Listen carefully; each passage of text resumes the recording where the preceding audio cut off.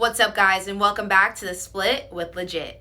So I took a short hiatus last week, but I'm back, and OMG, do I have a lot to discuss. Some fabulous football took place, so without further ado, let's jump right into some Canes football.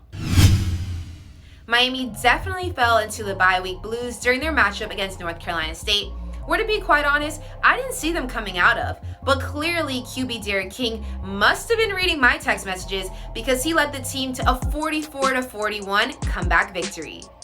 The Canes were down 41-31 at the start of the fourth quarter, but went on to score 13 consecutive points, making this win the first time since Manny Diaz has been head coach that they've won a game coming off of a bye week. King completed 31 of 41 passes for 430 yards and 5 touchdowns, adding 105 rushing yards on 15 carries. According to ESPN Stats Info, he became the first FBS player to throw for 400 yards and 5 touchdowns, and also rush for 100 yards in a game since King in 2018. This is the 6th time a QB has hit those numbers in a game in the last 10 seasons, and King is the only player to do it twice. Because of his outstanding performance, it was a given he'd be racking in all the accolades.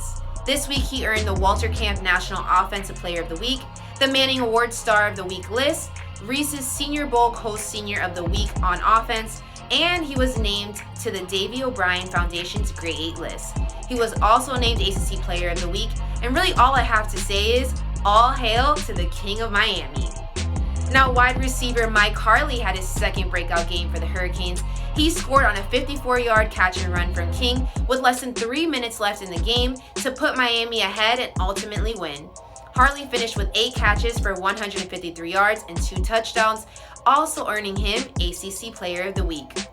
Now lastly, defensive end Jalen Phillips also earned ACC Player of the Week with his 10 tackles, a sack, tackle for loss, and pass breakup. The newly ranked number 9 Miami Hurricanes will travel this week to face unranked Virginia Tech on Saturday at noon on ESPN2. Now let's move on to FIU football. After 2 weeks of no action due to COVID, the Panthers are back hosting rival FAU in the annual Shula Bowl. This winless FIU team will be relying heavily on their special teams to dominate and hopefully pull off their very first win of this season. FAU currently leads the Shula Bowl 13-4, including the past 3 matchups by 138-45. You can catch tonight's game on CBS Sports Network at 7 p.m. Now that's it for this episode, but as always, feel free to leave your predictions for each game in the comments below, and I'll see you guys next week.